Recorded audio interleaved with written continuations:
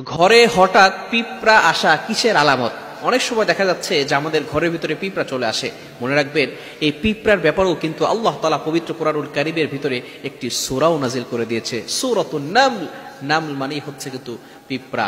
এই পিঁপড়ার ব্যাপারে আল্লাহ তাআলা একটি সূরা নাজিল করেছেন এবং এই পিঁপড়ার ব্যাপারে চমৎকার একটি ঘটনাও রয়েছে। অনেক সময় আমরা আমাদের ঘরের ভিতরে পিঁপড়া আসার ফলে আমরা বিরক্তি হয়ে, পিঁপড়া অযথা সে আমাকে কোনো ক্ষতি করছে না, তারপর আমরা পিঁপড়াকে আঘাত করে থাকি।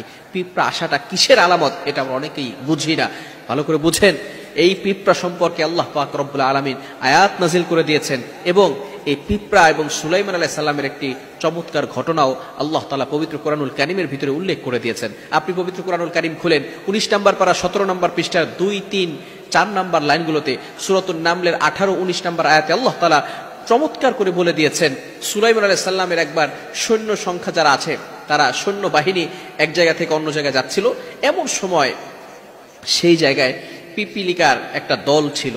সেই পিপিলিকার যে সেনা ছিল, প্রধান ছিল, সে কেমন যেন তাদের সকলকে ডাক দিয়ে বলে দিয়েছিল, হাত্তা ইদা আতাউ আলা ওয়াদিন নাম ক্বালাত নামলাতু ইয়া আইয়ুহান নামলু দুখুলু মাসাকিনাকুম।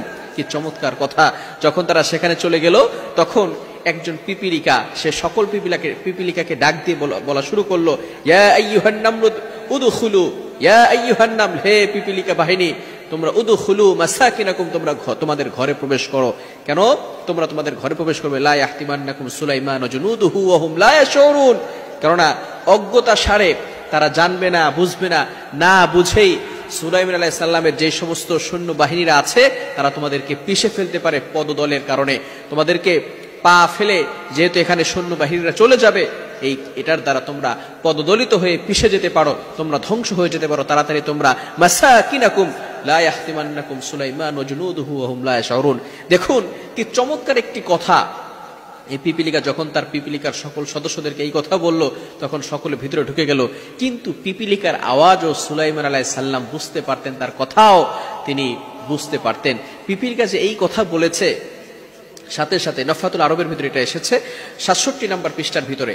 তখন পিপিলিকা যখন এই কথা বলেছে, সুলাইমান আলাইহিস সালাম সাথে সাথে এই কথা শুনে ফেলেছে। শুনে ফেলার সাথে সাথেই তখন তিনি পিপিলিকাকে যখন ডাক দিল, ডাক দেওয়ার পরে তখন এই পিপিলিকাকে সুলাইমান আলাইহিস সালাম জিজ্ঞেস করলো, আমি কি তোমাকে ইচ্ছা করে কোনো কিছু করতে চেয়েছিলাম?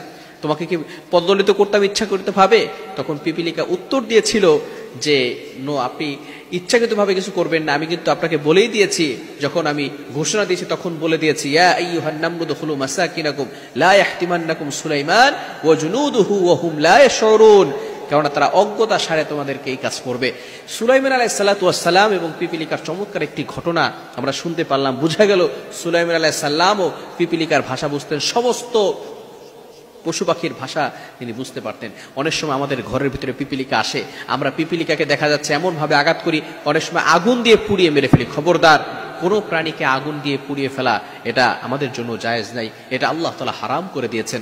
আগুন দিয়ে পোড়ানো যাবে না। হ্যাঁ, যদি কোনো পিপিলিকা আপনাকে আঘাত করে, কষ্ট দেয় মানুষকে, তাহলে তাকে হত্যা করা যাবে, তবে আগুনে পোড়ানো যাবে না। এখন পিপিলিকা যদি কারো ঘরে আসে, সেই ঘরে আসাটা এটা কিসের আলামত? এটা হচ্ছে বরকত নিয়ে আসে, বরকতের আলামত। ওই ঘরের ভিতরে আল্লাহ পাক রব্বুল আলামিন রহমত নাজিল করবেন, বরকত নাজিল করবেন।